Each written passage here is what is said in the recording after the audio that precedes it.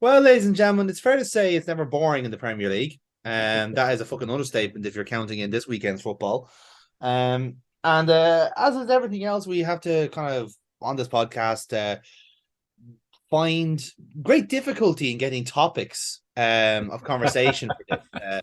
What is essentially an hour and a half of just like basically softballing conversation topics into this podcast. But somehow I feel like we're covered this week. Considering what's happened this weekend. I think we've got some topics we can pull a few threads on. I reckon we can. I've got one actually. We might start off with this one. This one, convenient enough, comes with 7 threads to pull through, and they all are delightfully intertwined, which is quite handy, you know. I think will we start with there? Will we start with 7 As now? well, I mean, it's the one that'll be the freshest on the mind. We can trace back to the other the other side of the coin on this one, and Yes, there's exactly. quite a bit else. But yeah, if you were talking about this weekend, you can only really, and this is from an Arsenal fan this weekend, but this weekend you can only talk about Liverpool absolutely pumping Man United 7-0, dealing out the second heaviest defeat in Premier League history. Yeah, Um, and that's the heaviest defeat ever in that scoreline. In fact, that Crazy. is the worst scoreline United have had in the fixture for 95 years. So it's yeah, and they were like two off the Premier League, like the whole entire Yeah, footballing history stuff. we matched it earlier in the season with against Bournemouth with 9-0. So we were Mm. close, 2 goals away from doing that to United, which is hilarious. I A love it. high flying United, United that went into this match, in such a run of good form that when Graham Souness, and by the way, I'm absolutely under no illusions or by any stretch of the imagination a fan of Graham Souness. Mm. I fucking can't stand the guy. But when I saw Roy Keane, who I am a bit of a fan of, and Gary Neville, who I'm not a fan of either, laughing at him when he said, "Oh, I think we're going to get a great response here. I'm going to get a great response out of Liverpool. This is Liverpool at Anfield. It's not easy." And they were just laughing at him. Was going like, "Guys, the hubris. Yeah, have you not learned hubris? Like Mm. karma is a fucking quick bitch this season." And hot damn, yeah, they can't be laughing now. You know, No, I think it was and made the all the crazy more thing better by Jamie Carragher just mercilessly trolling Gary Neville. Even then, you could see like he was restrained. He was so restrained in everything that he did because he just knew he just wanted to lean into it. He just wanted to level him. You just tell that. Like I guarantee, I'd have been Roy Keane and Gary Neville laughing at him, saying, Mm. "Oh, we're gonna get a great performance here." He'd have gone all out. He'd have probably got sacked. you know, he'd have checked out his P45 with a smile on his face. Yeah, Yeah, exactly. that's fucking hell. I Like suppose it the is quite crazy, bizarre. yeah. What's bizarre about it, what I found crazy about it was that, like, up until the first goal, United were actually in this. Like, I'd say it Mm. sounds ridiculous when you consider that they got absolutely drilled 7-0. But it was like up until the 42nd minute, well, or 43rd. When did Gakpo score his first goal? Gakpo scored in the 43rd minute. So I think United were like, I think we started off the half better. Like putting the ball around, kind of getting everyone a good touch on the ball, and we were kind of like probing is the word I'd use it. Yeah, but And then United weren't bad. Like they no, weren't. they're just soaking the pressure, and then they started putting balls around. Like I think a lot of it was down to really Rashford and to his credit, Anthony was doing a good bit trying to cut in where Trent and Robertson were perhaps up the field and Yeah, they taking were trying to advantage attack there. those spaces. It was very Yeah. obvious, and like they were doing it quite well. They weren't getting it. It wasn't like, oh, they're holding on. Mm. Um, and shit, just Gakpo smacks it, and Gakpo's first goal was brilliant. What a Yeah. finish! Actually, both his goals were fucking unbelievable. Yeah, it actually is in the last couple of games. You're really actually seeing what Gakpo is there for. Remember, we asked this question a couple of weeks ago on the podcast. Like what's the actual use for Gakpo in a team that's already like full of forwards? And again, I know the hope I think in future is to be able to play 4 basically strikers on the team and basically have one person playing as the proverbial shadow striker or number 10, whatever you want to call it, and then basically have left, right, and poacher alongside. And as they say, fuck the midfield, just have the 2 sitting wherever they can, and wing backs provide the service. So that's kind of Gakpo is now kind of answering that question as to why he's actually in the team. And it's quite interesting that like this is also against a United team that's done the exact same thing with Weghorst. So Weghorst and Gakpo are tactically doing the same job. They're basically a big lummox as a number 10 to aim for. The difference is that Weghorst has absolutely no control of the ball. It's like having Fellaini back in the team, right? Now that has its advantages because again, he's so clumsy and clunky that it's actually quite hard to mark him. Kind of way. He just gets in the way of things enough to get a chance of goal, and he's a very very good shooter of the ball. That's his main strength. Is basically him being a nuisance, being a lummox. But the difference with Gakpo is that he has a surprisingly deft touch. He Great has finish. Like those two goals. great finish. Yeah. They were just it was pure works of finishing. Like it was just there's only really like in both of those scenarios, there's only really one place he can put the ball so that De Gea can't get it. Mm. And he does it both times under varying degrees of pressure. I mean, I don't want to get into how United defended, but But not we very will well. get to there eventually. Don't worry. We'll get there eventually. But both those times, like it wasn't as if he had like fucking 15 seconds to figure out where to put the fucking ball. It's like, no, he didn't. He was under pressure. He was on the run. He had to take the ball down. He had to do a lot of things. He just absolutely polished both goals off so brilliantly. I was like, Jesus, god damn, holy fuck. Where has he been hiding that? Like, he needs to pull that out of his fucking wallet. The hell? But that's just it. It's a similar situation to what we had with Diaz last season, where Diaz came in and immediately, we in our memory we remember Diaz hitting the ground running, and immediately showing how fucking good he is, and then we're then kind of lamenting how we're going to be able to play him when Mane is essentially kind of got the left wing locked down. They still made space for him. They pushed Mane out to the right and Salah up front and all these different permutations just to get this guy into the team because you knew how good he was. Now, in this case, like beggars couldn't be choosers here. We had only 3 forwards available, and one of them was Gakpo, so he was in the deep end straight away. And this was during our really bad run of like 3-0 losses to Wolves and Brighton and so forth. And then suddenly a week of training up to the Merseyside derby, and you could already see the change in how he's playing. Like he's learning what role he's meant to be, and that is essentially being the replacement for Firmino, is to be that false 9 / number 10, play people in, receive the ball as you're already mid stride, and essentially score goals like he did against United, where he's already in full sprint, he's already in full movement before he gets the ball. Take a step, take a turn, and start shooting, and that's the way Gakpo's going to play. And quite honestly, like you can already see, he's taken to it like a duck to water. It's fantastic. But that being said, like a lot of it was down to great movement from the team, but it was also a lot of it was down to United just like having a meltdown to end all meltdowns. But the point I will make this point now, and we might elucidate on it later on. But this has been coming for United. This has been coming. It really has. It was funny because the stream I was watching was an American one. It was NBC. And at half time, like the commentary team went all in on saying how great a in-game tactician Eric Ten Hag was. I'm like, oh, it's just 1-0 because they went in 1-0 down at half time. And it's like, oh, it's only 1-0. It's not that big a scoreline, which is actually true, but that's like fucking water wet, black is black, white is white shit. Yeah. But I was just going, oh no, he's this masterful in-game tactician. He'll get something out of this. He'll be brilliant. And I was just going, okay. Then no, I kind of believed him because it's somewhat true.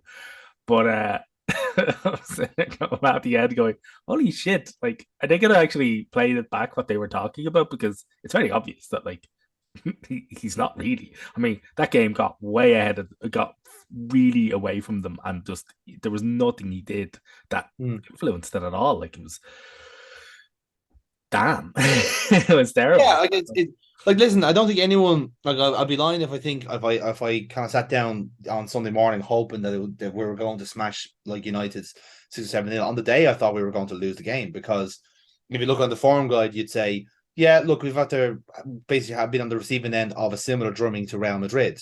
And then our matches against Palace and Wolves were not great shakes, So league form was better, but still not great. The performances were getting better, that's for sure. We were starting to put things together, and kind of almost like how Spurs are able to put a good half together. We were starting to get to that stage. And unfortunately, I think a Tottenham lot of teams half did that spur, way as yeah. well. Yeah. Look, we're at that stage now. We're able to put on the afterburners for a half, and then try and consolidate what we have. Um, Whereas I think in this game was actually more. This is a more complete performance than I've seen all season, really. Um, it just kind of coupled with a Man United team who just looked completely bamboozled. Yeah, Um, that's the thing. I mean, what I was saying there is, in the same way that this has been coming for United, I don't think it's a harbinger of things to come. I think what this hmm, shows is that I don't think anybody can really fault. And we were saying this in the WhatsApp group, and we are all chatting eminent amount of shit about it. yes, Uh, I think nobody can deny that Man U have progressed under Ten Hag. I mean, like, I think if you do, you're kind of an idiot. yeah, Like, you were an outright idiot. They're markedly better under Ten Hag than they have been under the previous fucking shower that they've gotten in charge there. But this result has been coming because it just shows there's an awful lot of work to do. Like, yeah, um, well done on the League Cup victory over a Newcastle team that hasn't scored since the fucking Stone Age. But like, hmm, it's like you recognize that there's still a shitload left to do, even though you've spunked huge amounts of fucking cash on garbage like Anthony. yeah. Uh, That's the one kind of point I'd say is that like a lot of the United team has essentially been riding on the coattails of Rashford, who's having his best season to recent memory. And that's basically just him Ever, kind isn't of it? playing Like, it's the catch up. best Yeah. season ever. I've never seen him play like this before. Like, I'm like, Well, I always knew the boy was good, but fucking this good. He's been fucking on but this is fire. a manager who's playing to his strengths. Hmm. Like Rashford has, like I know in the previous years, hoping to be like the proverbial number nine. He's not the number nine. He is better coming off a wing and scoring. That is absolutely he's one of the best in the league to do that. He's a You wide know, forward, yeah. he's a wide forward, and that's what he should. That's what he's good at. That's what he should be good at. Um. So when it comes to the way Ten Hag sets his team up, you're right in saying that like, he has found a way to get the best out of his players. But again, the other side of the coin is that the deficiencies are still there. We just don't see them as often. Um, but when we do see them, they're massive calamities because, like, ultimately, there's still serious issues with the makeup of the team. You know, because again, this isn't the first capitulation they've had this season. They've had multiple over the year, Hmm. and they're kind of all almost like they're all more like spaced out over the year that you almost forget about them, Yeah. or recency bias tells you that Yeah, it's by better the now. time you've forgotten the last pump and here comes another one, and you're like, oh no, and then you forget that pump. Although, to be honest with you, I don't think anybody's forgetting this one until the end of the fucking season. I think Yeah. this one's going to live long in the memory. Well, Um, well, I mean, I have a couple of them here now. So, like, you have the first one was the Brentford loss 4-0. Now, again, that was the second second game of the season. You're like forgiving United for being like a little bit off the pace there because again, new manager, new players clicking in, all that sort of stuff. The reason for that match being so poor is that they haven't clicked into gear yet. Then they're going to run a form. They beat us at Old Trafford, in fairness, and we were not good enough to win that game. But then it happens again in October. They lose 6-3 to Manchester City away from home.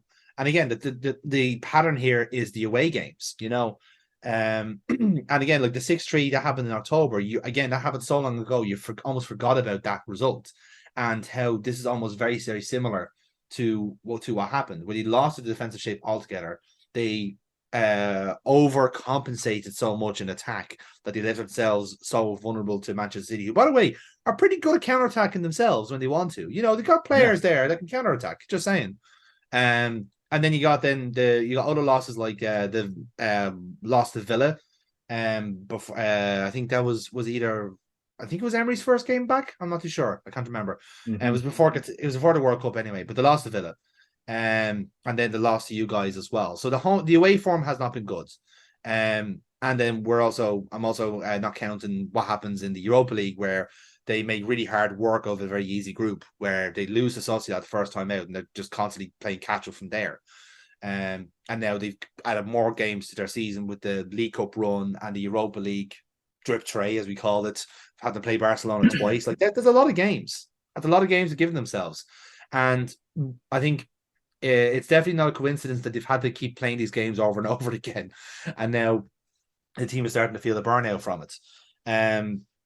That being said, I wouldn't blame burnout for this performance.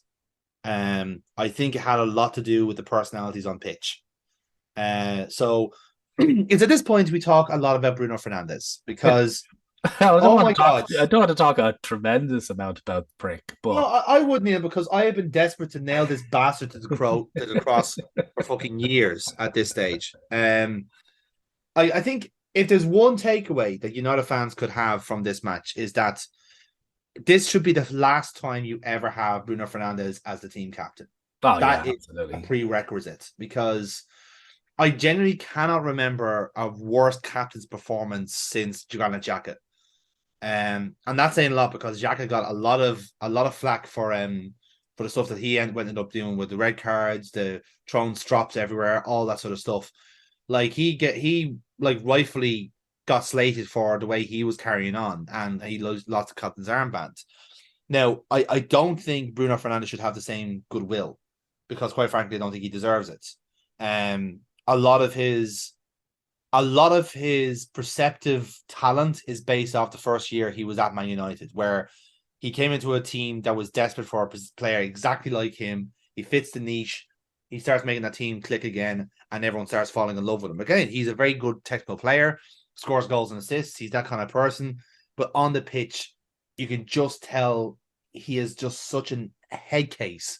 It's rubbing off the rest of the players. I don't think he's much. I don't think he's a head case in that guard. I just think he's a petulant fuckhead. Yeah, No, that's kind of what it means. Yeah. yeah, that's that's different. I'm like he can play with like we've had head cases on the pitch before, and you play alongside them, you play with them, or you play against them, and it's like Yeah. it's become a laugh. But I don't think he's just a whinging little bitch. I mean, it was insane. Like it's it's difficult. The reason why I said I didn't really want to talk tremendous about him is because focusing on Rashford kind of like personalizes what was a collective breakdown. Mm. Um, but yeah, there is a lot he has to answer for as captain. Um, yeah, just a lot of times that there's a fucking demo reel going around of him like trying to. The funniest one I saw was him trying to clean out Batajic. Uh, Yeah. what was a 5 or 6 nil or something like that, and he literally misses the ball. He doesn't even go for the ball. He just tries to boot the envelope into the air. Mm. And he And misses. not only he misses, not only does not get the ball, but he doesn't even upset the player. The player skates the tackle pretty well and just fucking runs on. And he walks away. He's going in the opposite direction from the fucking Liverpool attack. And he's going like, "You're the fucking number 8. What the fuck are you doing? You were meant to be on him. Get the fucking run." Mm. So yeah, I don't want to personalize it as in saying like they sucked because Rashford threw a strop and it infected the team via contagion. But he definitely needs to suffer a wee bit more than everybody else for this because fucking Again, hell. I think individually it's one of the worst performances I've seen in a long, long time because I can't find any redeeming quality to it. Like again, this is not the first time it's happened either. Because I remember the last time we played them last season during the Ragnick years, I think we went to Old Trafford and beat them 5-0. And that was a very similar. Actually, no, that was with Ollie. Then it was with the home tie. Then it was I think we beat them 4-0 at home, and it was a similar story where it's just like the guy just loses his head immediately, um, and instead of actually trying to play the game, he tries to get like sending offs and penalties and all these different things. And I was thinking, this guy, like you are technically a very very good player. You could just score a goal yourself if you wanted to, rather than just doing this. It comes across as not necessarily laziness, but just as you said, petulance and trying to essentially get some sort of like emotional damage on the team when you could just play the fucking game like everyone else does. Um, but much to your point, I think it would be too easy to blame Bruno individually for that game for that result because for every Bruno bad performance, you've got Luke Shaw who had a particularly bad time at left back, and Anthony who It's anonymous.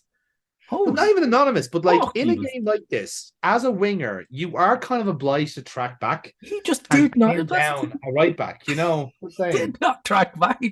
So like Shaw had to deal with fucking Gakpo and Gakpo and Robinson on that side. So that's where Gakpo the and first one Robinson. I was came like, from. what the Yeah. fuck? He's barely able to handle one of them. And I'll do. Like, fuck Yeah. off. Like, Like, and yeah, this was just he was just total dereliction of duty from a lot of players. And Anthony was chief one. He was fucking anonymous. I was laughing. I was like, oh my god, he's booked 100 million quid up the fucking wall on him. Holy shit. and like and the gas thing is they're kind of stuck with playing with him because the other alternative is Sancho, who just isn't there yet in terms of the performances. So they're stuck with having defensive liabilities up front in a very kind of weird way of saying that. But like I said, like I think yeah, the 7-0 scoreline is a harsh one. Of course it is. We're not saying it isn't, but I think it is a nice reminder that this isn't this the return of this United team. This is not the finished product. It never was. I think Ten Hag did a very, very good job of making us believe that they were fine, or at least capable of keeping some sort of title challenge sustaining. But when you look at the amount of games they're going to have, if they are serious about going for the FA Cup, let's say, that's more games that they're going to have this season. Then you have the Europa League if they get a good run in that.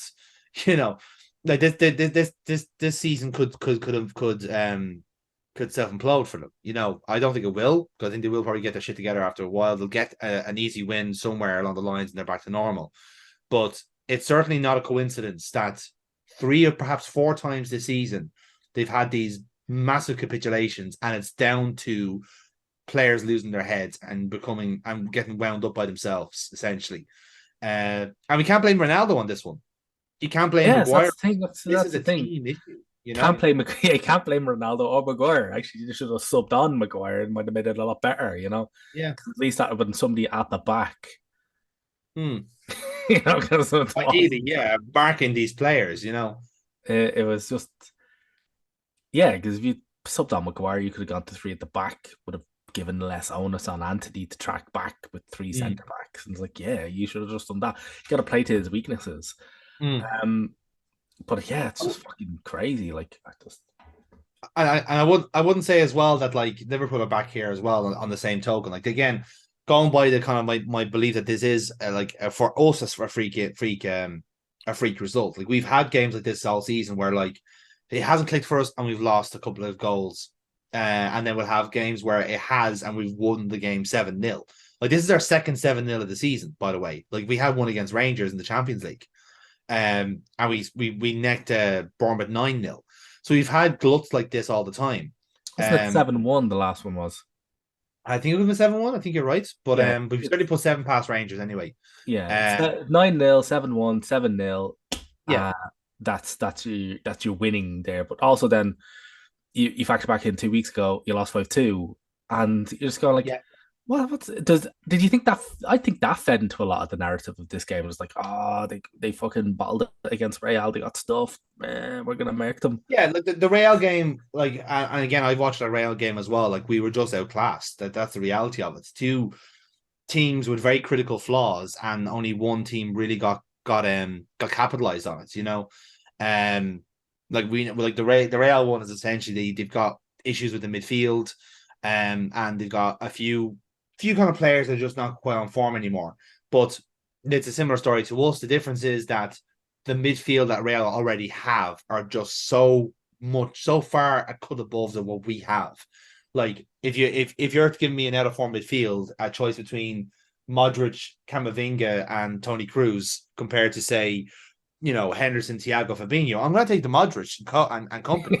Like I'm not fucking stupid, I Yeah. can understand class when I see it, you know. But that being said, like for that time when we were on top, like that we were showing spurts of how good this team can become. But this is also with a 16-year-old in midfield. This is with a striker who can't speak English, like Gakpo, who's only in the country 3 weeks and is learning his craft. You know, like this team is starting to get players back, and they're not fully fit yet. So as that as it sounds, coming from a 7-0 like drumming of your biggest rival, this Liverpool isn't the finished article yet. There's still players to come back in. The biggest positive out of the week, let's say, is the fact that Konate is back in. Because like at this moment in time, he's probably the best defender we have at the club, with Van Dijk kind of being a little bit out of sorts and Gomez and Matip being kind of followers rather than leaders. Konate Gomez has had a bad season for you. He's he not has had about a lot of lads have had a bad season, he's unfortunately. not been any good. Um, Gomez hasn't. no, he has been exposed a lot, and it is especially when he's lost that he doesn't have Van Dijk alongside him to cover up, basically. Like Gomez is that proverbial kind of battering ram that a lot of like central defenders have. One person stays back, and the other person goes and chases and close stuff down. Gomez would be that person for Van Dijk to stay kind of steady. But Matip and Gomez are kind of both chasers, if that makes sense. So it doesn't suit one of them to stay behind, and that's why we lost the game against Wolves. That's why we lost one against Brighton and so forth. But with Konate back now, I think that's more that feels safer back in the midfield, because Konate is also very good at spacing between him and the fullback, which means Van Dijk can now do it as well. So it's starting to come back a bit. Fabinho had a very good game as well, which I was surprised considering that like out of the narrative of the Brazilian defensive midfielders having bad seasons, Casemiro was the guy I wasn't expecting there to have the conversation about. But Casemiro was shot, like he was absolutely fucking knackered. You know, again, perhaps that's the 3 games in a week catching up to them or not. I don't know, but Is it or is it just sort of just a bit to take the sort of blame for this off both teams and say, isn't this just the side effect of chasing this high pressure football that most teams do? I mean, you go back, right? So you go back to 2 seasons ago, Liverpool lost 7-2 to when Aston Villa, then they won 5-0, 7-0, and then lost 6 home games in a row. I was like, the high pressure football never let up. Isn't this just like when you go for it? Like, isn't this a case of football teams now are just playing higher risk football? yeah, And I agree with that.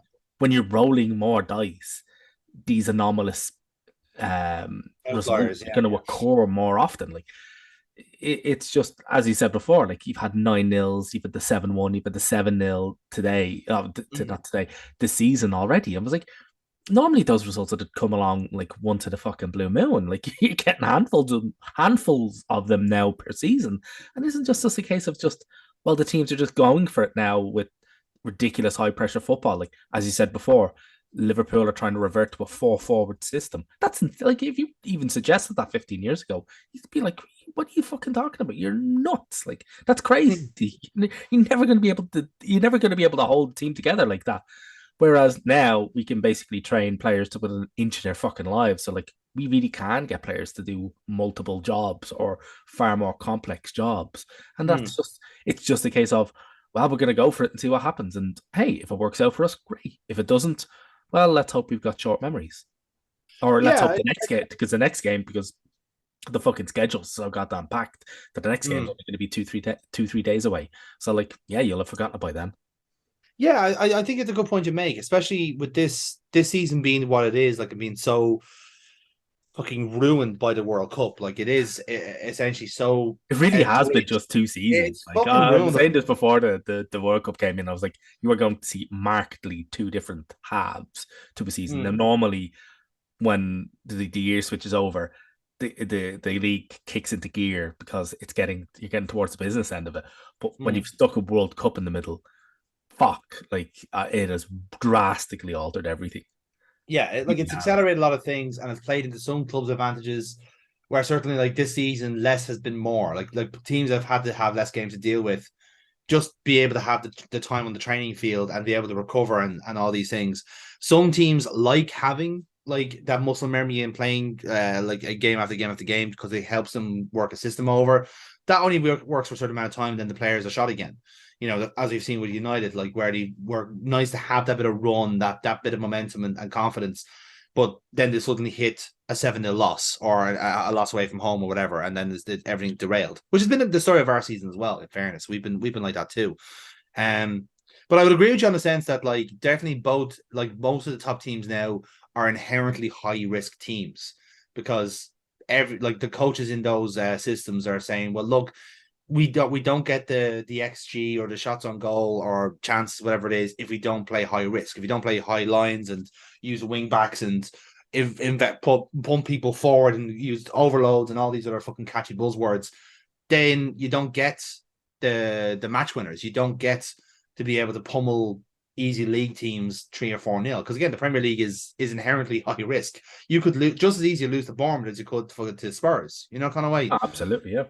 As you probably learned this weekend, in fairness. But the thing about it is that you don't get that in other leagues. Like Bayern Munich don't necessarily have to put on a 15-page dossier to challenge Fortuna Dusseldorf. Dusseldorf are struggling for relegation. They're happy to come away with a 4-0 loss because then the goal difference isn't as bad.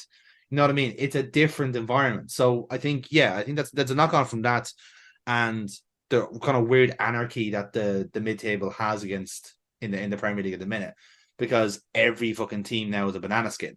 So the big teams kind of have to blow these teams out of the water to just even keep their supremacy, But yeah, and I guess I suppose that's also kind of that's always been a weird thing about the Liverpool Man City games of the past, is that they've always felt weirdly one-sided, where like if Liverpool are on song and Man City aren't, it's a 3-0 loss or 4-0, whatever it is. And as you said, they just move on and continue to the next game. Likewise, when Man City win, well, it's a 3-1, it's a 4-1, whatever it is at the Etihad, and everyone goes, well, weren't they great today? Blah, blah, blah. Well, Liverpool could have been better, all that sort of stuff. And everyone just moves on. So, I don't know, maybe this will be a short memory thing, and if United beat Cream Betis out of it, and they beat Bournemouth, who they have Southampton on Sunday, then all is forgiven, potentially. But we shall wait and see. I had Bournemouth on the mind, Neil, because the other thing that happened over the weekend involved you guys. Yes. And if emotions were running high at Anfield over seeing David De Gea concede the 7th goal, then perhaps scoring a winner in the 97th minute against the bottom team in the league, that's gotta hurt. Oh, they were 19th now. Let's be fair, they are the bottom team. They're the worst team. They fucking are now. But yeah, Jesus Christ! Like, holy fuck, what a game! Let's be fair. This is a match you absolutely needed to win, because any loss at this stage now is a title challenge derailer. Well, they all are. Like, to be honest with you, I mean, our next game. Hang on, I'll pull the fucking up. But yeah, like, it was just crazy. And you knew it was going to be crazy when you shipped the second fastest league goal in history, and you're like, this really is going to be one of those days. Yeah. You got Fulham away next is your next game. Yeah, Fulham away. That's going to be tough. Fulham are. That's after going to Lisbon. Sporting, yeah. Which is being played at a very weird time of 5:45 on a Thursday, which, by the way, doesn't bother me. That's great. I'll actually be able to watch it with my kids then. That is pre-bedtime. Yeah, excellent. So, but yeah, it's just, it's fucking crazy. Yeah, and then we got Fulham, right? Now, Fulham are awesome. Fulham have been brilliant this season. They really, really fucking have. Like, there's just people saying that there'll be a bit of a walkover. It's not going to be. But when you're saying must-win matches, they're all must-wins. They are all absolutely fucking must-wins. Paul Merson was talking there. He's like, the next couple of games, the next 3 games or so like that, they're winnable, and if we win them, the next 3 league games, apologies. They're winnable, and if we win them, we've got the league. And I was like, I don't believe that for a fucking second. To be honest with you, I think this is going to go to the fucking wire. We're going to be playing this to the fucking bone. So we're up, 2:00 on Fulham. So we Fulham, and then our next one is Palace. Yeah, that's going to be easy. I know Palace have been playing like gash recently, but I suppose. Then we got the interlull then, and then we got Leeds. Let's hope we pump down. Fuck Leeds. And then we have yourselves at Anfield. So let's hope to do better than United did. So yeah, like these are all like fucking this really tough games. Like this is a harsh ass run in. Like this is easy, but and it's the same for Man City as well. To be fair, like, Man City have to face you guys again. Very late on in the season, as I remember, as I try and recall. People have been saying that the league have been trying to set it up as kind of the title decider will be between the two of us. And it's our fifth, no, one, two, three, four, five, our sixth last league game will be at the Etihad on the 26th of April. Ooh, midweek. Right. Yeah. Oh yeah, that's got a great run of thing. Our April is fucking punishing. Um, because it's Leeds, Liverpool, West Ham. All right, then maybe that's not that bad. Southampton always been our bogey team. Then Man Mm. City, Chelsea, Newcastle, and Brighton. Now, Yes. now, here's where I circle back to my point about less is more. You do have a Europa League campaign. It's fair to say you've got Champions League covered now at this stage, whether you be first or second. Like Mhm. it's unlikely you'll drop to third, considering how poor United were, and they're clearly going to get worse. By the way, I'm only messing. You But like affected sure, loaf bread. but surely that means Europa League is to be sacrificed, is it not, for the chance at a title win? No, no, no, no. I think if we are going to jettison, for lack of a better term, any of the any tournament, it'll be like I think oh, no, we're out. Oh, You're out yeah, of the FA Cup, aren't you? yeah, we're Yeah. out. Yeah, no, I think we'll have to do it on both fronts. Like it's a good way of keeping minutes in the squad. Like we need to keep the best way of keeping our squad fresh so that we can rotate. Like one of the best things about the Bournemouth game is that we rotated like the bollocks out of the team and still Mhm. found options. We still had options. We constantly had options, and I was like, yes, that's actually a good thing. That's what you need. That's why I think that way everybody's really jumping on it Mhm. because we rotated like hell. We changed our right back, I think, about three fucking times. um, we subbed off a sub. It was just crazy. Like Mhm. it was just fucking nuts, you know. So the second um we need a second competition to keep minutes in the squad. I understand people were saying, right, let's just sack off the Europa League. I don't really think we can do that. Mhm. Um, I think a good Europa League run would really suit this team, really set it off, really give them something to really go for. Like they're gonna love it, and also like it's not guaranteed we might win the league, you know. And I know you turn around and going, well, top four guaranteed, but you want to win something, you Mhm. know. So if we've only got two things to go for that we're gonna win, and we're in really good positions for both of them, we've got the squad to do two competitions at the same time. Not three, not four, absolutely not. But we Mhm. have the squad to do two, and I think it'd be morally remiss. And also, Arteta's not going to do that. He's going to go for every game. He's going to try and win every game. That's it. Like, Mhm. but no, I don't think. Like, now, don't get me wrong. If we were to crash out of the Europa League, I wouldn't exactly be crying too many tears. It Yeah. would suck. Now, it would suck far more than being put out of the League Cup and the FA Cup. Although the FA Cup one did sting a wee bit, you know, I quite like that tournament. But fuck it, we got our focus on elsewhere. If we win the league, I don't think nobody will give a shit. But yeah, no, no, we can't tack off the Europa League. We can't. Mhm. Okay, I understand. That's fair.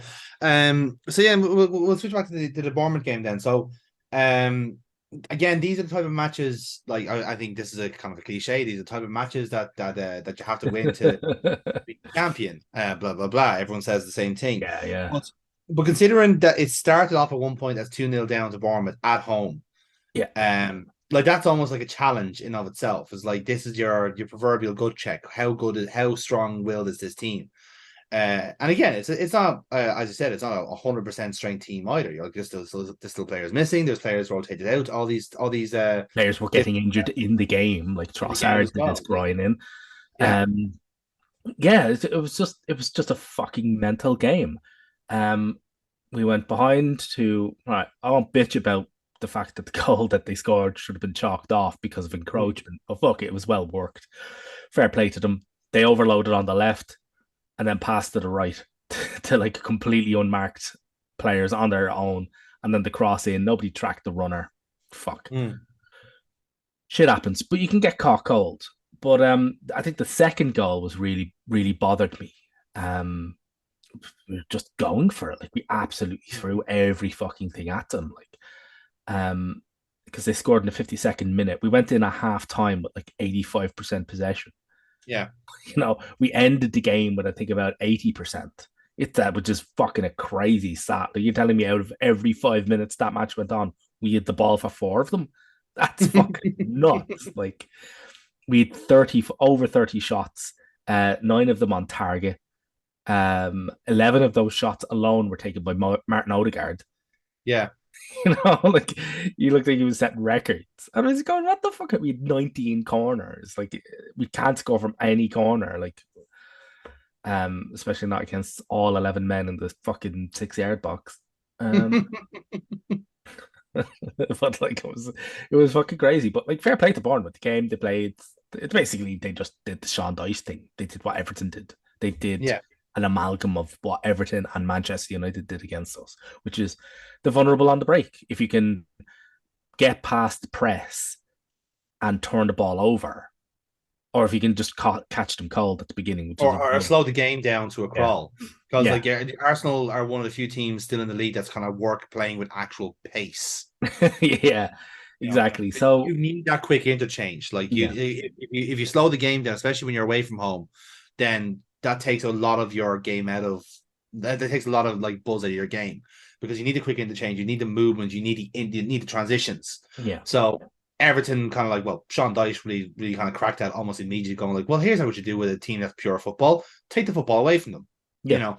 And as you said, I think a lot of teams now will try and do that or do it their way. Let's say, yeah. um, mixed Uh, results. exactly, with heavily mixed results. Mm. But even then, I still think Bournemouth were good for it. Both of our goals were well, our first two goals were great. Nice one. Oh, both of them back post, like crosses to the back post, late Mm. runs, sweet. Loved the Thomas Partey one. Ben White picked one hell of a fucking time to score his first goal for the club. Absolutely spanking in. That was brilliant. I have to admit, the way he took that fucking ball, like holy shit. I thought Tierney had a great shot on him. Holy fuck. Take a bow, Mm. Ben White. Because he absolutely clatters that one on the half volley at full sprint because he has to be sprinting to get to the ball because it's crossed really far in front of him.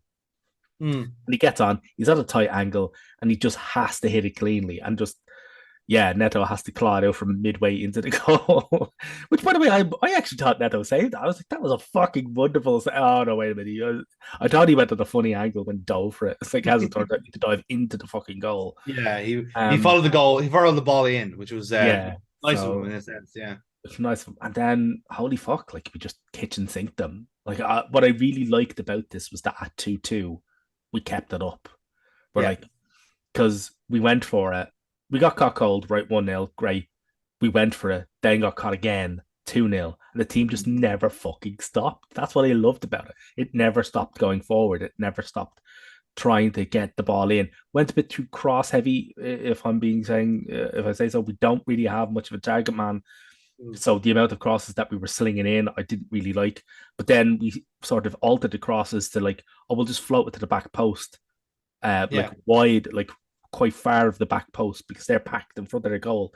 If we float wide to the back post, they'll spread out, and then when somebody comes into the back post, they can just hit it first time and just fucking just kick the ball in, and hopefully something will fucking happen.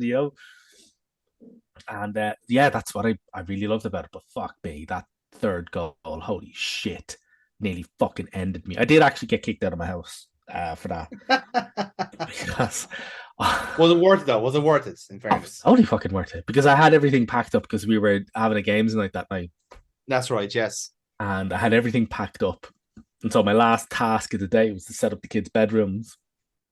And so we had the baby monitor downstairs, and I had the match on my phone. And I'm upstairs, and I've just finished setting up one of the kids. I've just finished setting up the second bedroom, and the goal goes in, and I'm like, yes, fucking yes. But not realizing that like the baby monitor downstairs is transmitting everything I'm saying at like amplified 3 or 4 times volume. So I'm just screaming out of this fucking speaker in the sitting room. The kids are terrified, they're screaming, crying. Farm is fucking shouting at me, screaming, like, get the fuck out of the house, you fucking idiot. You fucking simple, get the fuck out. It's like, all right, get the bag, get me bag. Woo! I was fucking legging out. I was like, yeah, that's cool. It's like, don't give up. Oh, But it was just, it was crazy. And I've basically just spent the entire weekend in between laughing at Manchester United, just watching just endless memes, like holy shit, like, and just endless amounts of like fan videos, not just outside of the ground, although they're numerous and all hilarious, But inside the ground, like it actually does look like a zombie apocalypse has just flicked the switch and everybody's screaming because there's limbs flying everywhere. Yeah. Everybody's just fucking screaming, and you're like, "What the fuck is going on?" And yeah, but it's just wonderful. Like just holy shit! I just Mm. all the bloggers are all like, "No, that's it." Like Tim's, no, not Tim's, Gunner blog is just like, "Yep, that's my last Arsenal game because I am dead." It's just like I'm See. dead, and his reaction is on the whistle, which he takes actually literally right outside the ground as he's just walked out, and he's just like, "They can't keep doing this to us. They can't keep doing this to us. This is not. I'm not going to survive this fucking season. What the fuck is this? Like I can't. They can't keep doing this to." Like this is not healthy. This is not healthy. Yeah. And just so many people are like, "Nope, I'm not surviving this season. Even if we win it, oh, that's it. I'm just gonna die. I'm dead." Like But and that's and it's funny you say that because like the match result, like again I haven't actually got around to watching the match itself, but the match result reminded me of one particular result we had in our title winning season. And again, this would have been before the war went into lockdown, and we kind of like the actual buzz of the title win kind of went away a little bit there. But we had a game against Villa, and Villa got a kind of a. This is when Villa was not the best in terms of like I think they were recently promoted, I think, or this is their second season back in the league, and they weren't great. They were struggling a bit because they'd done a typical Villa, and they bought a lot of players. They weren't clicking in, and suddenly we rock into town, and they're playing like fucking the Harlem Globetrotters. Like where the fuck is this coming from? You know, so they're leading the game for the vast percentage of it, as I recall. And it takes then a goal in the 89th minute. I think it was possibly Sadio Mane who scored the equalizer, and we're thinking, oh, okay, Grant, we've rescued a point from this game. We've been terrible, they've been great. We've rescued a point. We've kind of got away with one.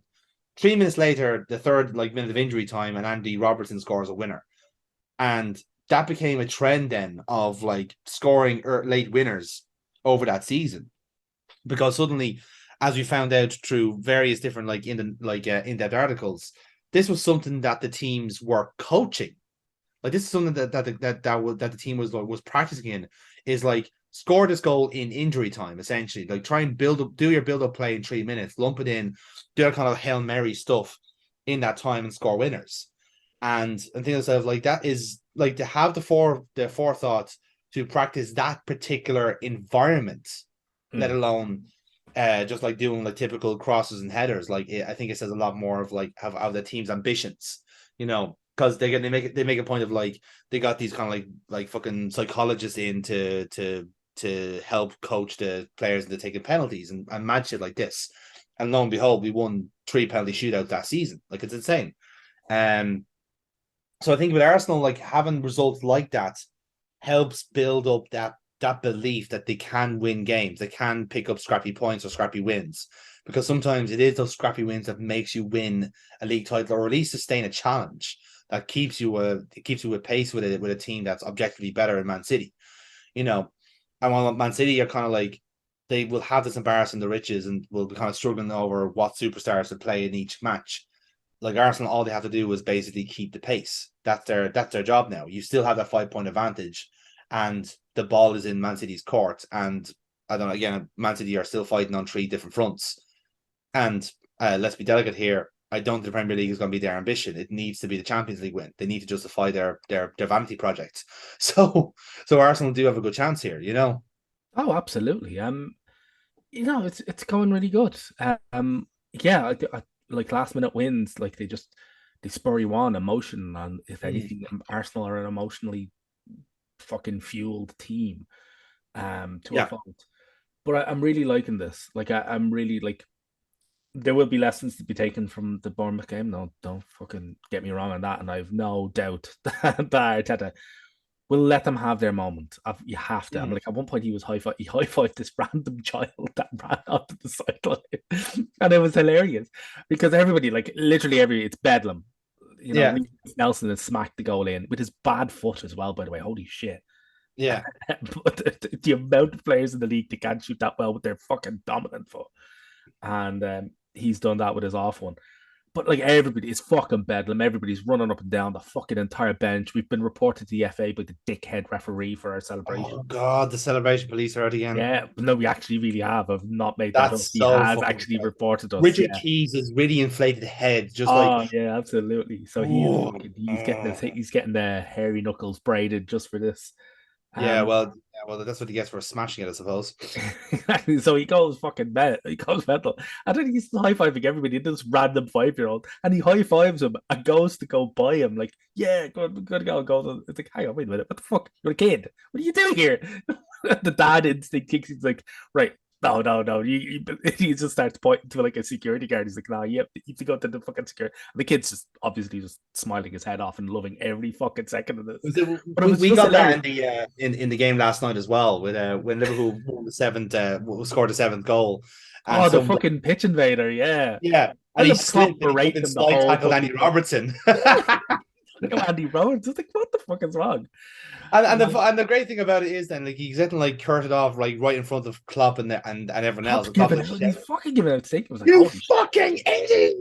What the Yeah. fuck are you doing? Like, Klopp's gonna fucking eat him later. They're gonna chain him into a room, and Klopp's gonna come in and go, "Oh, you like to run, huh? Let's see you fucking run now." He fucking eats him feet first, like um, As is tradition, of course. as you know, if it didn't happen, I'm actually kind of disappointed. Yeah, exactly. Yeah. You know, But again, it wasn't just a good day for the Arsenal men's side. The women's side capped yes. off what I suppose could be a season-defining moment for you guys, considering the league form hasn't been the May West. But you take away the Conti Cup from Chelsea, who, as we hear from Emma Hayes, have a divine right to win every match. Yeah, they've won a lot more than we have. As you know, as she pointed out 3 or 4 fucking times in the space of like 2 minutes. She wasn't bitter at all about the result, I was she? wasn't bitter at all. Spoken about Like, it. like don't get me wrong. Like, um, fuck it. It's look, if you lose a final, you be magnanimous. You go, look, better team won it today. You don't fucking try and turn the screw when your team has been played off the park. Particularly when you scored first and then went and shipped 3 unanswered goals. But yeah, fucking hell, like that was just one of the saltiest post-match interviews I've ever fucking seen. Like, um, yeah, it just makes it better. It just makes it so much better. Like, I didn't think anything could make kind of winning the Conti Cup better. Seeing Katie McCabe drink approximately 4 gallons of fucking champagne out of it, and then gate crash a fucking And being hammered as a result, by the way. Yeah. gate crashing a BBC interview. The amount of photos around of her just strutting around the fucking training ground with it makes me seriously buy into the rumors that she actually slept with the trophy. Like she took it home and slept with it in the bed. Yeah, I think Arusha was fucking replaced for the week. I think. Yeah, exactly. You didn't win a fucking cup this week. Get out! You're on the fucking couch. Fuck you. That's fucking it. But any case, I loved it. And then I saw the post match interview. Or sorry, I read a transcript actually of it. Lord knows I wouldn't put myself through the ear screeching fucking sound of that woman's voice. But and I was just reading it. I was going, this is a piss take. I genuinely thought that it was like whoever had written it was like, this is a caption, a funny caption thing. Because I hadn't read it off an official news site. It was some fucking rando. But no, I went and found the transcript of the BBC website. I was going, oh my God. Like, if anything, it was worse. It was so fucking bad. And then I had to go and watch it then. And I was like, oh my God, she is fucking spitting. And yeah, all I could just think throughout watching the whole thing was the fucking smell of rage off you. Like, be angry that you've lost. That's fine. I am not going to criticize anybody for a bit of passion in their team losing and hating their team losing. Lord knows I'm with you on that one. But for fuck's sake, like, be magnanimous. Like, it's somewhat in defeat. Don't attribute the fact that you didn't play well to the fact that in the past you've won loads. Get the fucking boat. That's not why you fucking lost, right? You lost because you were played off the park. You lost because we contained care, much like we did the last time, although to a far lesser degree of success. And yeah, we just attacked the spaces more. We got in there more. We played more fluid football, and yeah, we just fucking yeah. I'm like, yeah, we did want it more, but it's not the case that we've not won it for ages. It's like that's when we won it 2018. Like that's not a million years ago. Like Chill the fuck out, love. Yeah, it could also be a very good example because I think the Conti Cup is great for teams like Arsenal that need that little bit of validation because, like I said, you kind of you're sitting a little bit off the pace compared to say Chelsea United in the league. I think that's because like the attack is a little bit disjointed. It's not exactly perfect. It could be better. All that sort of things. But winning a cup like that, winning competition, and crucially beating Arsenal, to do or beating Chelsea rather to Chelsea, do yeah. so, kind of indicates that there is at least something about this team, that there is something there that will get you to win big matches and to win big occasions and potentially claw back that deficit. Because only 5 points in between, I think, isn't it? Yeah, there is, but I don't think we will. But don't get me wrong, I think the girls, I think we've got a fantastic team, but we've lost. What we've lost this season is Mm. like fuck. You have players out injured as well. In fairness, like you have your two big best players out injured. So That's my point. And like yeah, that's what we've lost. Like the team, yeah, when you look at what the team have lost, you're going, oh holy shit, man! Like you can't, like you're not replacing that. We went yeah. tried to go all out for a goal scorer in January to try and replace when we realized that both of them were out for the whole fucking season, and it didn't Mm. work out. And even Eidevall afterwards was just like, we're gonna suffer as a result of this, and we have been. You know, there've been numerous games, particularly against like CE and Chelsea, where we don't have a goal scorer. Our lack of a fucking just balls out, absolutely brilliant goal scorer, Mm. um, has really cost us, and it has. It absolutely has. And right, yeah, we're probably not going to win the league. I mean, maybe like claw back, maybe finish a nice second. Maybe we'll get something back. Maybe the Conti Cup win will spur a lot in this team. Will give it that moment where you're like, no, actually, you know what? Yeah, it fucking sucks. You know, now we've lost Viv and Mead. So like, this is terrible. Like, but we can actually we're fucking good players. We can still do this. Yeah. You know, and yeah, that's just a great one for it. You know, so hopefully, yeah, I fucking I hope I'm wrong. I Well, really, that's really the thing. do. Like, I mean, like you've seen it before. Like, it is a common thing that would like winning a cup like that helps teams to spur on. Because Mm-hmm. I don't think it's a case where, like, again, this is kind of opposite to how like United win the League Cup and then suddenly almost like kind of resting on their laurels a little bit. They've got that kind of like that. They take that box. They've won a cup. Then they're back, lads. Way hey, and clearly everything is fine. But I think with Arsenal, if the woman managing right is right, and the ego, well, proverbial egos are tempered, and they're able to say, well, look, this is a good start. Let's build on it, and let's start making the league more competitive again for us. Then they would do well to give the league a good challenge and attack it particularly well. I think you guys are still in the Champions League, aren't you? Or are you guys out? I can't recall. Oh, no. I think we were in the Champions League. Yeah, we are. Yeah, Okay, so you're still in that competition as well. So you still got plenty of games to go in the season. So like you've still got plenty to challenge for, and you still got to go up against the Manchester clubs who are riding high at the minute. You've still got Chelsea to play again. So I think winning a match that is a particularly big occasion, I think will be good long term to say, well, look, yeah, well, let's miss the two best players. We're still got players out in injury and so forth, but we can cobble together a good performance. We are still a good team, and like that winning that cup against the proverbial gold standard of the league, I think is a good example of that. So these things can always pan out well, and you never know. It might be double dose success for Arsenal this year. yeah. We've got Bayern Munich at the end of the month. Ah, right. Okay, so that should be interesting then. Yeah, Yeah, it should be great. yeah. It should be a great match. Good match, yeah. So I was on with Chelsea earlier on, so let's switch back to the men's side because we haven't spoken about Chelsea in the last while on this podcast because we're kind of in a wait and see approach with them. Mainly because we were kind of waiting for them to score a goal, and we ended up having to wait a month to do that. Yeah, 2 months. 2 months. Yeah. But they scored a goal. They beat Leeds 1-0. Yeah, one of the 45 Fofanas that they signed Mm, actually managed to just fucking head one in. Good header. I think. yes. Yeah, Yes. good header. And yeah, fair play to them. They beat a Wolves team that I don't know what the fuck to make of this Wolves team.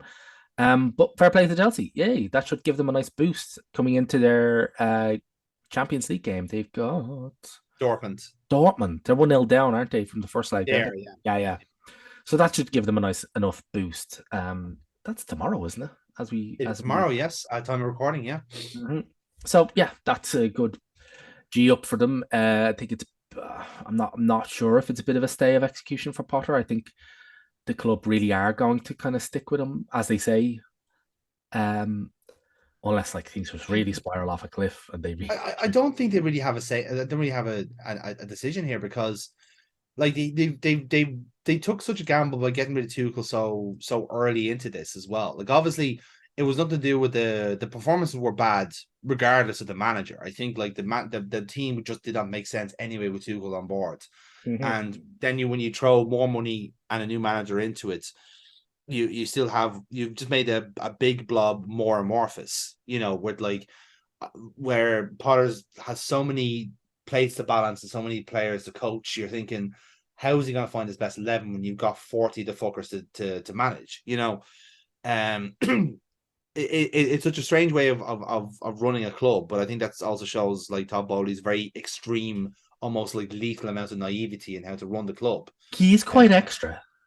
Yeah, I get I will that. say one thing about him. Yeah, like he wants to impose himself and he wants to kind of like do it his way and so forth. But financial fair play is kind of a serious deal. So we'll see in a couple of years when that starts coming out of the wash. But in the now, like I've watched a couple of Chelsea games and I really do struggle to find the positives in it. There are none. They're awful. That's what I mean. Like defensively, yeah, they're fine. Like they're not going to tear up any trees here. They're going to miss Thiago Silva massively, by the way. Yeah, he's there for 6-7 weeks, isn't he? Possibly more, yeah. And the amount of football that they're going to have in those 6 weeks is significant. Like it's at least 10 to 11 games, possibly more if they get further if they beat Dortmund tomorrow. So I'm actually going to run the maths here because I know there's a couple of crucial matches in that time, and this is still play them. Yes, we do. Yeah. So if they say it was a 6 week gap, then yeah, they'd be losing. The biggest game they actually would be probably losing would be against us. And depending on how the rehabilitation goes, it could be longer. He might miss the game against United and they won against yourselves at the end of April. So that is a significant chunk. Like he could be missing most of April there, let's just say. And if he does, that's a death knell for Chelsea. Like I don't think the season's going anywhere for them anyway, because I look at them and how they play and I just can't see how they're getting any better. It is just the strike force. The actual goals are not coming from anywhere at all. They don't have any goals. The goals are completely dried up. I'm like, there's been many jokes about their February goal of the month competition because they'd only scored once. Now, obviously, people would chime in and say, "Oh, you snobby pricks!" The goal of the month also includes the youth teams and the women's team as well. But like when you go, "Oh, who in the men's team who wins their goal of the month?" It's like, well, it's only Felix because he scored the only goal. Yeah. But yeah, I'm like, it's terrible. But it's not all Bowley's fault. It is a lot of his fault. But also, you've got a manager who insists on playing Kai Havertz up front when you have a Aubameyang on the bench. Yeah, this is the issue that I think they're having is that, like, I think the last game I watched of theirs was against Spurs. And again, this is not a particularly good Spurs team either. No. It's not. Again, they're being flattered by the likes of Liverpool struggling and a lot of other tiny teams like falling by the wayside. But when you look at the way Spurs play, and again, Spurs are very repetitive almost. You can kind of like guess the Spurs team off the top of a hat, really. Whereas Chelsea are the opposite, where like they're so weirdly unpredictable, it kind of makes them predictable, kind of way. Because as you said, like Potter is not a fan of Aubameyang. He wants to stick with Havertz because he thinks that's better for the team overall. But then you got Felix who has to play number 10. And I don't think he's a very, very good number 10 at all. I think he's better out wide, personally. But then you got Madueke, who's only a wide forward. You got Mudryk, who's only a wide forward. And pick and choose how many others. You got Pulisic and all these other players that you need to try and find a place for. it's a complete mess. And between all the possible permutations of players you have, they can't rub a goal together. There's no goals coming from midfield. There's no set pieces. There's nothing coming from this team. And much like what we're having with our Liverpool side, the senior players that are typically there are having very, very bad seasons. Like Reece James obviously is having trouble with injury, but he's not been at his best. And that's where a lot of their attacking kind of foray comes from as well, because they need the width. Chilwell's not been good either. He's been It crap. was atrocious. He's been very, very bad. And in particularly in that game against Spurs, he was probably at fault for both goals. So when you got no width and you've got nothing up front, you're probably your best goal chance is probably fucking Kovacic at this stage. And again, Kovacic is not a natural goal scorer either. He has a great cracker in him, don't get me wrong, but most of his goals are from fucking 20 yards and it takes a transition. So it's hard to see Chelsea actually getting any better this season. Like I think this season feels like a write-off, but again, where do you go from here? Do you just buy more players? Are you now in a selling phase? Like what does this team do next? Well, Is see, what I'm that's trying the to thing. figure out. Like, they have to sell. Like they have to shed the weight. Sure, Like they need to sell. like they can't register all their players. Hmm. There's so many fucking players. They can't. Like Aubameyang isn't in their Champions League squad. They've actually not registered him, so they can't play him even if they wanted to, which they really should be. But yeah, no, they're absolutely terrible. They've just again the only the only team in the top 10, and they're only just in the top 10 on goal A goal difference, difference. Yeah. which is negative. So they're the only team in the top 10 with a negative goal difference, and the only reason they're not 11th is because Aston Villa have a -7. Yeah. They're just so many draws, so many losses. Jesus Christ, like it's not been. There's no cohesion in that team. The players don't really want to play for him, I don't think. But it's difficult to say. I'm like, it's just that there's no cohesion, there's no plan, there's no nothing, there's no process. Like they were trying to do the whole what we were doing with Arteta, which is trust the process, and just what fucking process? Like you can't. Like Potter keeps comparing himself to Arteta, and I just think that's the fucking stupidest thing I could ever see. Like I was like, no, it's like Arteta won an FA Cup in his first season. Like he had a great start. Yeah, he had a blip, which is what Potter alludes to, which is like a 2 to 3 month blip that we had. But like he had an FA Cup win, and there was a definite like improvement in that team. It was obvious that the team was going somewhere.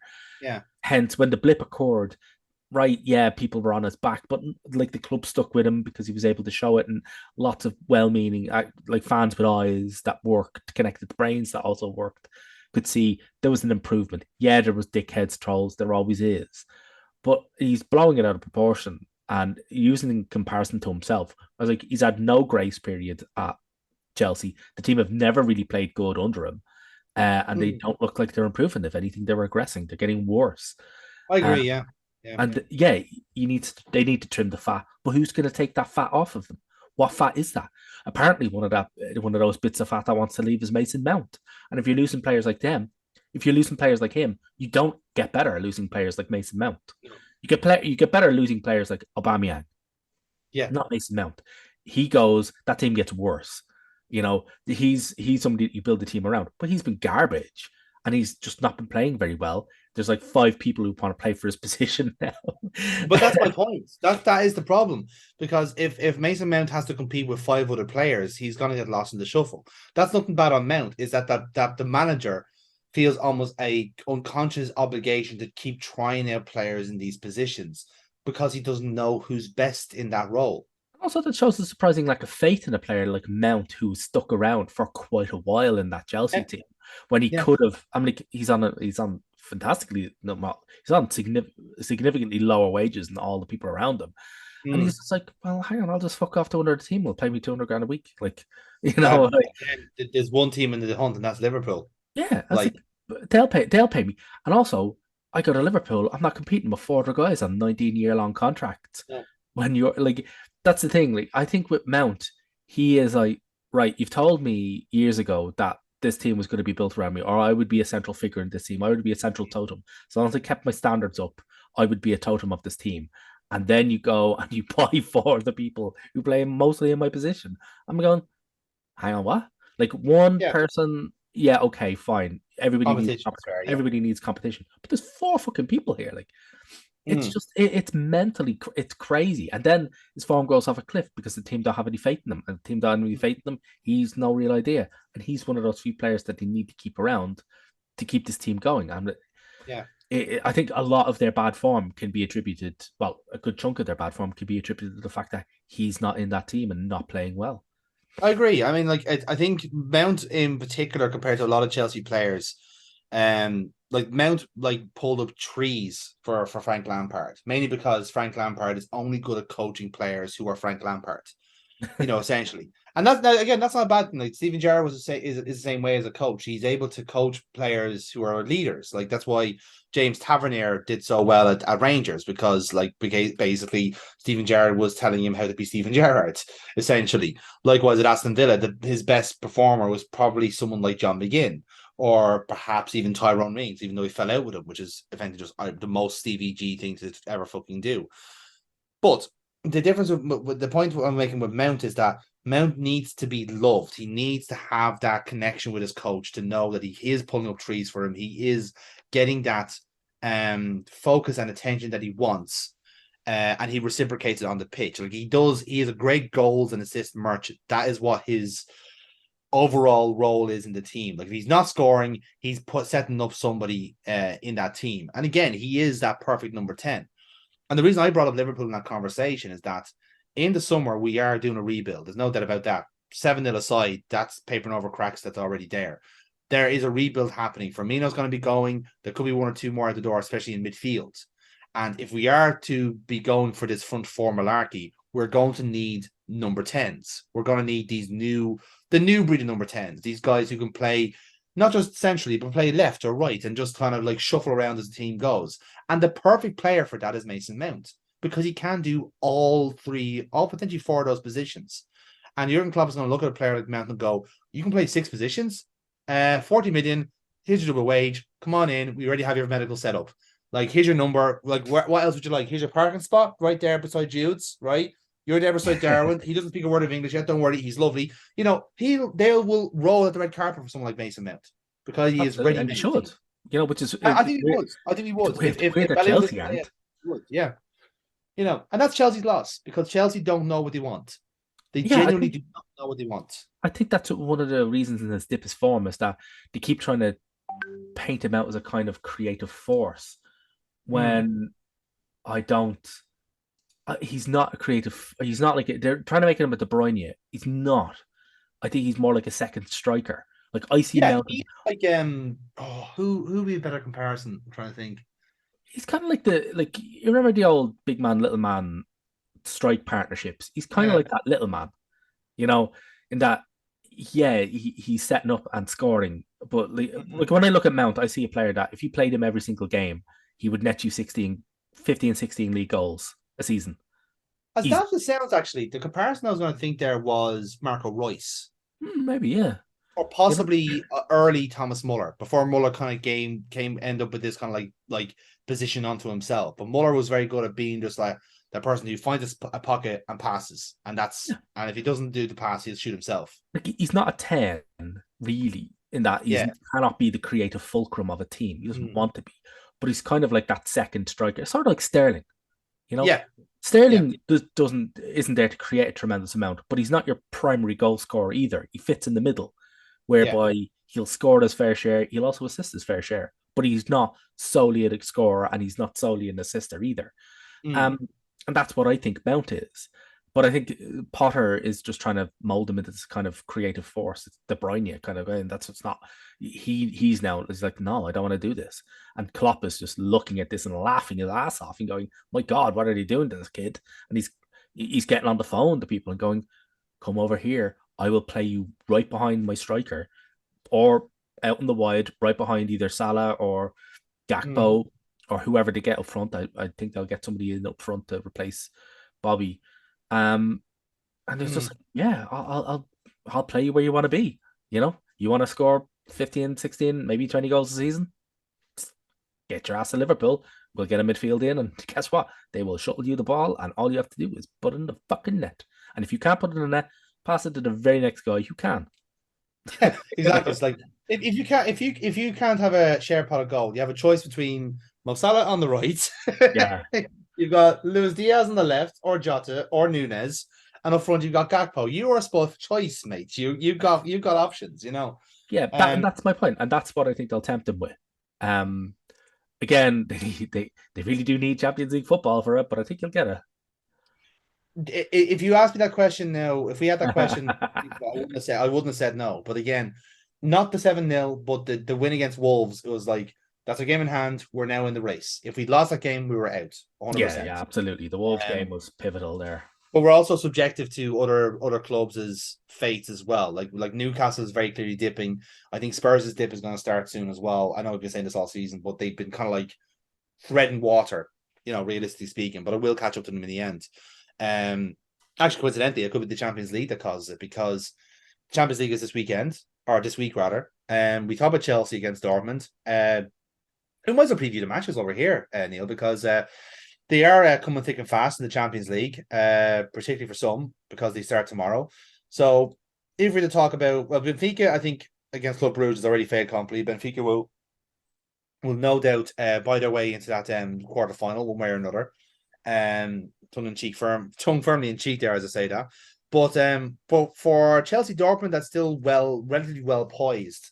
Um, if you look at the form guide, like you'd probably say Dortmund all the way because Dortmund have won all their games in Yeah, the they've been league. crushing it.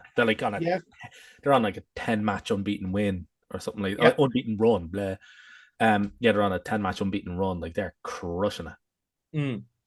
Mm. So I don't see how if the form guide is to be believed, then how on earth would Chelsea stand a chance against this team that is now starting to click and making sense? Like yeah, like I'm even seeing here like the last 6 games have all been wins, and most of them are away from home as well, which to me is a sign that this team have got their shit together. So I don't give Chelsea much hope against Dortmund, especially if they do, if everyone clicks the way they do. If you do see the likes of the Bellingham that people are touting and all these other players like Malin and Adeyemi who are showing up now for Dortmund, then it's going to be a cakewalk for them, even at Stamford Bridge. But I've had your thoughts on that, Neil. How do you see that match going? Oh yeah, I see Dortmund crushing them.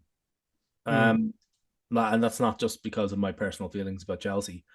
Um, I think, yeah, I like they scraped a 1-0 win against fucking Bulls. Like that's not their like like they didn't play Wolves off the park. They didn't mm, like dominate and just Wolves pack the box. You know how difficult it is to get the ball through 11 fucking men. Um, no, they didn't do any of that. It was just a set piece win, bullet header, granted, and yeah. that was it. And they're just like, wow, we're up against one of the lowest scoring sides in the fucking league. That fucking, they're not going to score. Fuck it, leave it. Once they got the goal, that's it. I'm like, yeah, they did the odd push for a second, but there was no need. Well, they were never in doubt. Wolves were never going to score. Mm. So, yeah, that's it. I'm like, but Dortmund are totally different. Dortmund can Even the freely. 3 weeks that they've had between the matches, this is the Dortmund team that's finally like this is the final form of Dortmund, if you like. Like this is the evolved form that they were promised a couple of months ago. So like even now, even at home, this is actually a tougher challenge for Chelsea than it was back at the Stadion. Oh, This, absolutely. I yeah, mean, they're coming in off a tense win, 2-1 win over Leipzig. Um, and it's just like, no, man, they're just killing everybody. Like they're gonna go for it. It's gonna be brilliant. Like they're gonna crush Chelsea. They're gonna attack them. They've got pace. They've got speed. They've got a wonderful fucking midfield.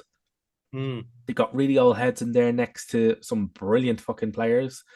And yeah, like I don't see this. I don't see this change. I don't. Sorry, I don't see Chelsea winning this. I just don't. All right, I'm fine. They might not get crushed. Mm. They might keep it to like a 1 or 2-0 loss. But no, I don't. I don't see them. I don't see them winning this. Fuck no. No, that's fair. So in terms of the Wednesday games, then the one that really stands out on the on paper will be Munich versus PSG. The first leg was perhaps the most one-sided 1-0 you've ever seen in history.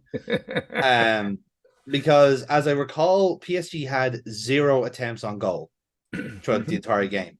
And we haven't got to it in this podcast, but perhaps we want to save it for when it's more time relevant. But Paris Saint-Germain is once again a complete basket case. And it always seems to be PSG. It always seems to be them that basically self-implodes. And this year it's happening earlier than normal because they've shockingly hired a pragmatist as a head coach, trying to perfect a counter-attacking team. And they're now struggling. Why they're now struggling to win League On against far inferior teams and are getting nowhere in the Champions League. It's almost as if the consequences of their decisions are becoming more apparent by the minute. Who could have seen this coming? But yeah, like surely this, I can see Munich like demolishing PSG here as well, personally, because realistically they should have in the first leg. Yeah, absolutely. Like it's no Munich are gonna devastate them. Mm. Neymar's out for the season, having wrecked his ankle ligament. Um, so yeah, they don't even have Neymar. I'm Yeah, like no, like, they're not gonna win this. All right, then fine. Yeah, you can never really count out like Mbappe. Like he'll turn it and on. Messi as well. And Yeah. Messi as well. Like they'll turn it Mm. on for the Champions League. If there's one competition that gets them going, gets their engines revving, it's definitely not League One. It's the No. Champions League. It's the one they want to win. It's the one that they all want to win. It's the one that's desperate to fucking win.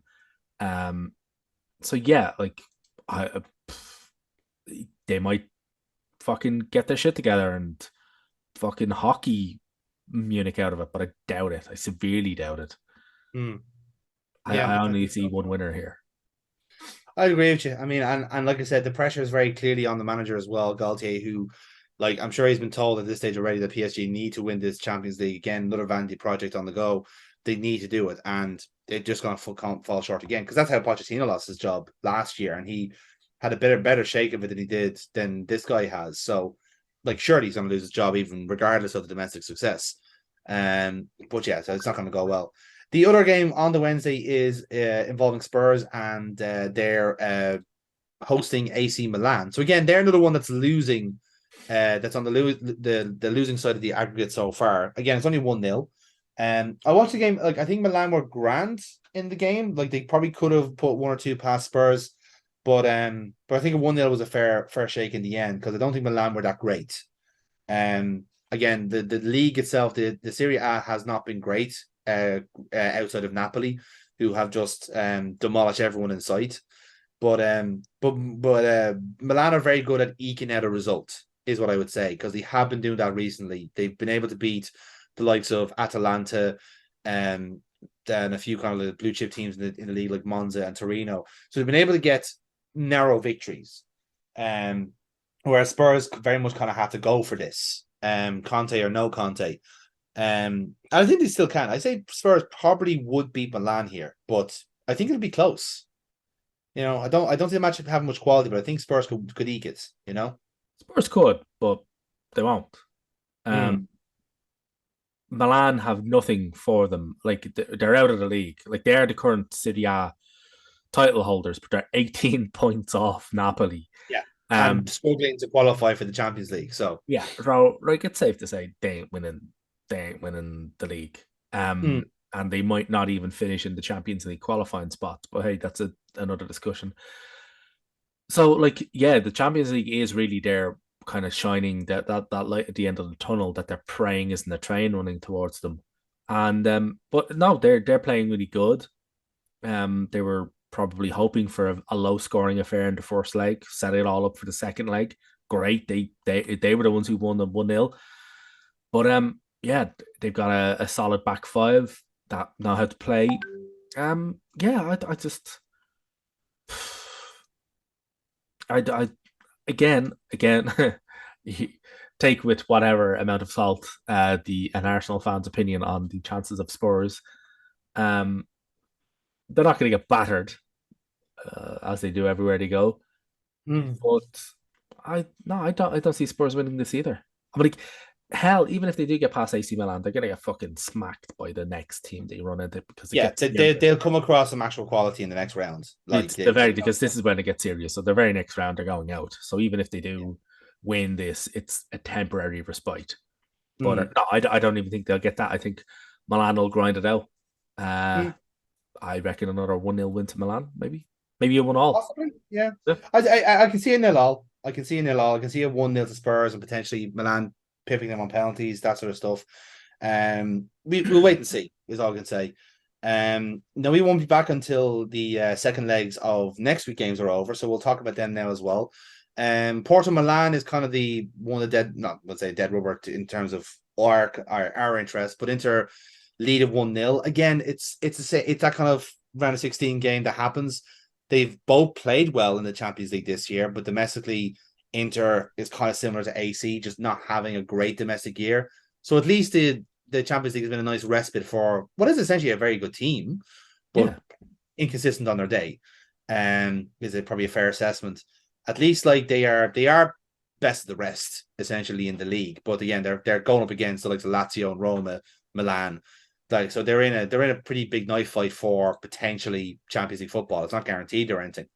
And as for Porto, like Porto, they do this every fucking season. They end up in the round of 16, the quarterfinals, they eke it out, box tick, get the money in, get the players in the shop window. And like the likes of Otavio is going to get attention. You can bet your bottom dollar on that and various other miscellaneous Portuguese players that end up on the markets. So yeah, but they had a good campaign so far. So I actually kind of, despite Inter winning the first leg, I reckon Porto might catch them up and knock them out, to be honest, because they're going to be at home here. So Maybe. I don't. Yeah, because like Porto were on the ascendancy in that game until the previously mentioned Otavio decided to get himself sent off. yes, Um, but yeah, I no, I reckon it'll be good. I'm like Inter were lucky to win the first leg. I'm like an 86th minute winner against a 10-man team, and your goal scorer is fucking Lukaku. Yeah, that doesn't really bode that well. But yeah, I think yeah, I think Porto might actually pip them to this one. mm, Uh, yeah, no, I agree with you there. yeah. Now here's another is a potential banana skin here that might derail Pep's happy team. Man City and RB Leipzig. So Um, going into this, I wouldn't have given Leipzig much of a hope. Mainly because it's Man City and they're at the kind of like the steamrolling part of their revenge porn against UEFA. But Leipzig have kept them honest. Mainly with a late minute equalizer with Gavardiol. I believe you watched this first leg, Neil. So perhaps you're better versed to talk about this match than I would be. Yeah, no, it was fucking good. Um, well, like Leipzig are just one of those teams. Like they're doing that front four shit as well. By the way, Mm. we could It is going around a lot. Like it is very popular. to talk up that the previous one there. So they're from four Silva Nkunku, who's going to miss the game, by the way. Mm. Um, Werner and Sabotalai. So like, yeah, it's weird. They're going to try and counter City, and I'm not sure if City are as defensively solid as they like to think that they are. Mm. Um, Again, lots depends on whether or not Pep will just overthink this. But oh fuck, man, I don't see Leipzig. Yeah, it's a potential banana skin, but I see City winning it. I see Haaland winning it. Yeah, this is the key thing here. Like your City might try and bottle it, but Haaland won't. Like this will be the type of fresh meat that Haaland will enjoy. You know, because I think that's the type of player he is. I think he's very good for steamrolling individual teams and rolling them over. And again, if Haaland doesn't play, then Alvarez is going to do the exact same thing. Yeah, Like a player will win this for Man City, like in a sense. But that being said, like Leipzig also have proper match winners in the squad as well. I mean, like Gavardiol scored the equalizing header. Like I don't think we need to go into detail on how much of a fucking prodigy he's going to be. Oh yeah, Wherever he ends up. I mean, but you mentioned Bolajai as well, who I'm personally a big fan of. I think he's a fantastic player. And I think he's one that a lot of like Premier League teams, like the toast of Europe, should be looking at this guy and signing him up because he's in the perfect age bracket. He plays in that number 10 role that's starting to come into fashion again, and he's the heartbeat of that Leipzig team. Like he makes everyone else click better. He's given Werner great service and starting to make him look like a better player. You got Silva on the left hand side as well, who's starting to come into gear as well. And Forsberg, like the three in front of him, are not inherently great strikers, but he makes them all look better by giving them yeah, better service. And like I said, Nkuku is the one you'd probably say, yeah, he's actually the biggest casualty. And might be the actually deciding factor, really. Because I think if he was playing, yeah, you'd probably say Leipzig have a chance here because he's another match winner. yeah. Um, He's on a late fitness test. He got a nice he got another thigh injury, so yeah. they'll play it to the wire. They'll to judge him in or out. But Mm. I think if they've not already stated that he'll be in, I think that's late fitness test stuff. I'm not sure. I think we'd be safe to assume he won't be playing at least Yeah, the full I game. So yeah. So, and then we're left in on Wednesday the 15th with Napoli Frankfurt, that's going to be a formality. Napoli will win that match hands over fist. yep. They're still objectively the best team in Europe at the moment, just based on form and based on momentum. They have they're demolishing a league that is just not ready for them at the moment. They've stumbled upon the best 11 in Europe. And I say stumble, that's a bit unfair, but certain players have come into their groove at the right time. They felt like they lost players like Koulibaly, and they just brought in better players in Kim Jong A, and he's become a bedrock of that defense. Then you got Kvara coming in from Dino Tbilisi, and he's been a revelation. Oshimen scoring practically a goal a game, which is insane. And if that doesn't work, then you've got fucking Mertens. You've got so many other players in this team that can win games. Like it's a team of match winners, as we were mentioning before. Like after seeing them in the group stages myself, I'm just thinking that this team surely have to go far into this competition. Might have to do with the group, the draw potentially, but like I don't think they'd be scared. They'd be afraid of anybody. Surely. Oh, Um, absolutely. I'm like, you've got that Napoli team is just sick from start to mm, fucking finish, man. You mentioned Oshiman and Lozano. Lozano, Chucky, yes, that's what I was thinking of. Yeah, but you've got other players like Cararadonna, Yeah. Carascilia, Di Lorenzo as well. He's brilliant in there. Fucking Amguisa is there. He's fucking they're just all awesome. And off the bench as well, they got the younger Simeone, Giovanni Yes, Simeone. Yes. Giovanni Simeone, yes, I forgot about him. And it's just no, it's fucking brilliant. Like, Mm, um, it's just a superb team being coached superbly, and mm. it's clicked. It is fucking clicked for them. Um, yeah, they steamrolled Frankfurt in the first leg 2-0. Um, Frankfurt didn't really help themselves out by going down to 10 men. That yeah, not ideal. Generally not the best thing. But yeah, that like it was a fucking procession, and I reckon the second leg will be a procession. Yeah, I agree. I agree. And that leaves us down with we kind of go full circle. We start with Liverpool and we end this with Liverpool talking about their match against Real Madrid. The aggregate says 5-2, and I'm willing to bow to the absurd numbers of that game. I don't see us really winning. I don't see us beating Real Madrid at the Bernabeu. Quite honestly, like I think we will probably go gung ho and we will die in a blaze of glory, quite honestly, because that's the only thing that this match calls for, really. Much like the first game. I fully agree with you there. I think you're Thelma and Louise going off that fucking cliff. I do honestly believe like we might go like 1 or 2 up and like scare Real Madrid into like a victory. Kind of like, oh fuck, they're doing it again. Okay, 3 goals, go. Yeah, I was about to say, it's like you did that in the first match. You went to 1 2 it, nil it up. worked for about 15 minutes, let's It be did. honest. It worked for all of 15 minutes. Yeah. But yeah, no, I fucking man, I don't see us winning this. But then again, counting Liverpool out of a cup competition, out of the Champions League, Mm. it's been the bane of many a person in the past.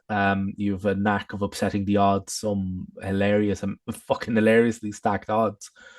So I don't It's know. one of It this is feels one of the kind weird of contradictions in the yeah, programming because this, yeah, you're right. Like we've had goal deficits like before in the Champions League, famously against the likes of Barcelona, Milan, and so forth. But then we've also realized that well, actually, Real Madrid is the Klopp bogey team, and Ancelotti is the Klopp bogey manager.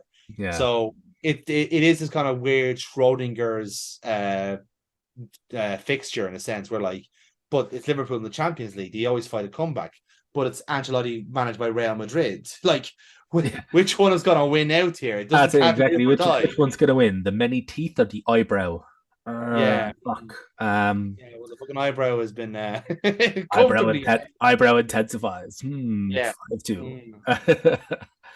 So yeah, no, I'll go at I'll be boring and go at Madrid. But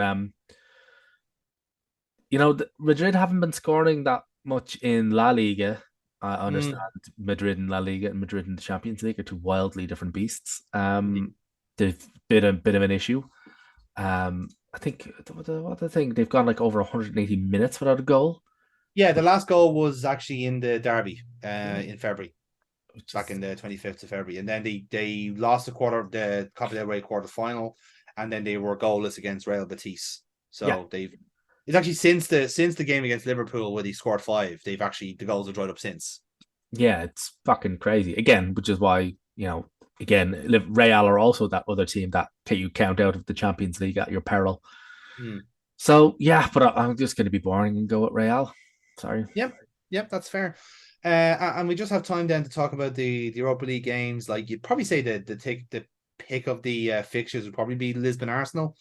Mhm. Certainly a tasty game there. Perhaps Roma Sociedad if you want to see Jose Mourinho lose his fucking mind as ever.